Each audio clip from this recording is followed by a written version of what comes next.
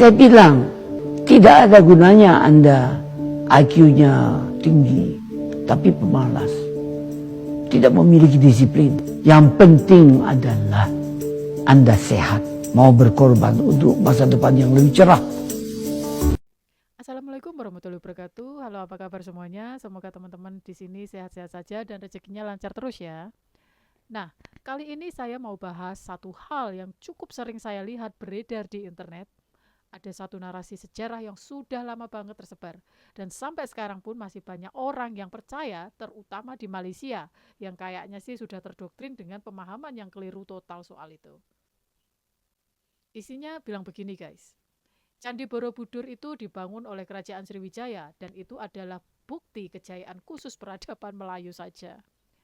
Kok bisa begitu ya? Padahal kalau kita cek fakta sejarahnya, ada banyak hal yang harus kita luruskan satu persatu sampai tuntas. Mari kita bahas pelan-pelan, lengkap dengan bukti dan sumber resminya berikut ini. Sriwijaya telah membina sebuah candi besar yang bernama Borobudur dan kita semua tahu. Mari kita luruskan siapa yang benar-benar membangun Borobudur. Berdasarkan prasasti kuno dan penelitian arkeologi resmi, prasasti Karangtengah 824 Masehi dan prasasti Tri Tepusan 842 Masehi secara jelas mencatat bahwa Borobudur didirikan dan diselesaikan oleh Raja Samaratungga dari dinasti Shailendra, penguasa kerajaan Mataram kuno yang berpusat di dataran Kedu, Jawa Tengah, bukan oleh kerajaan Sriwijaya yang berpusat di Palembang, Sumatera. Sumber lain kita bisa cari di Kementerian Pendidikan Kebudayaan Riset dan Teknologi Republik Indonesia, kemudian UNESCO, serta penelitian sejarawan ternama J.G. de Paris, semuanya sepakat akan hal ini. Memang benar keluarga Shailendra itu menjalin hubungan pernikahan dan kerjasama erat dengan Sriwijaya. Bahkan ada anggota keluarga kemudian berkuasa di sana. Tapi perencanaan pembangunan fisik, tenaga kerja dan pelaksanaannya itu sepenuhnya karya masyarakat Jawa saat itu, bukan proyek yang dijalankan langsung oleh Sriwijaya. Jadi, klaim Sriwijaya membangun Borobudur itu melompati fakta yang sudah tertulis di batu lebih dari 1.200 tahun yang lalu. Candi Borobudur ialah salah satu pencapaian tinggi peradaban Melayu di zaman itu, yaitu dari Kedua, mari kita cek apa arti kata Melayu pada abad ke-8 sampai 9 Masehi.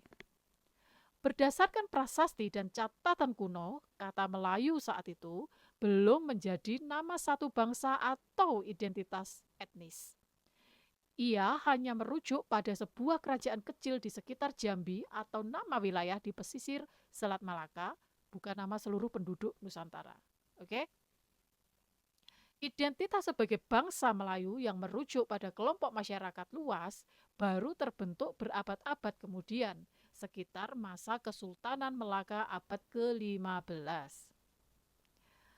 Borobudur dibangun dengan perpaduan kearifan lokal Jawa, ajaran Buddha Mahayana, serta dukungan lintas wilayah. Ini adalah karya agung seluruh peradaban Nusantara, hasil kecerdasan nenek moyang kita dari berbagai pulau dan latar belakang. Bukan pencapaian eksklusif satu kelompok yang saat itu belum ada sebagai identitas utuh. Masa itu pastilah telah lengkap dengan istilah-istilah konseptual, teknikal, saintifik, dan artistik yang perlu dikuasai oleh ribuan orang berultra guru teknik tukang dan seniman yang terlibat. Jadi kalau kita tak yakin lagi bahwa orang Melayu di awal zaman sejarah sudah hebat, saya tak tahu apa lagi yang boleh meyakinkan kita. Ketiga, kecanggihan teknik di Borobudur itu fakta yang tidak terbantahkan. Dibangun dari sekitar 2 juta batu andesit tanpa semen perekat, pas dengan presisi tinggi, memiliki 2.672 panel relief dan 504 patung Buddha disusun mengikuti tata letak mandala alam semesta yang sempurna dan bertahan lebih dari 12 abad. Ini bukti nyata kecerdasan matematika, teknik sipil, astronomi, dan seni tingkat tinggi nenek moyang kita. Tapi kecerdasan ini milik seluruh masyarakat Nusantara, bukan milik satu dinasti. bukan milik satu kerajaan, apalagi bukan milik satu kelompok etnis yang saat itu belum menjadi identitas bersama. Klaim yang mempersempit warisan ini justru merendahkan kebesaran sejarah kita yang saling terhubung erat.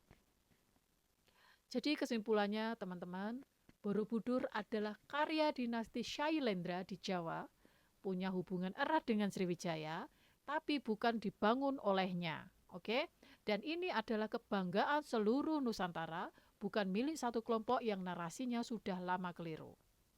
Jangan sampai kita terjebak doktrin yang memecah belah sejarah sendiri. Mari kita pegang fakta dari prasasti asli dan penelitian resmi, bukan narasi yang dibuat-buat belakangan.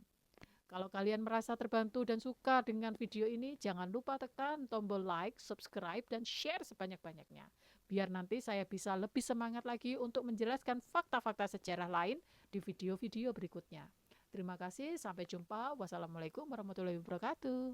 Tanah air, ku tidak kulupakan, kan terkenang selama hidupku. Proklamasi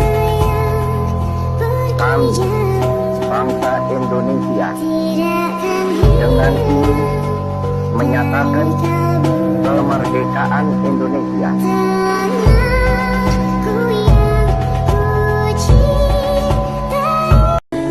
Jakarta, 17 Agustus 1945, atas nama bangsa Indonesia, Soekarno, Hatta.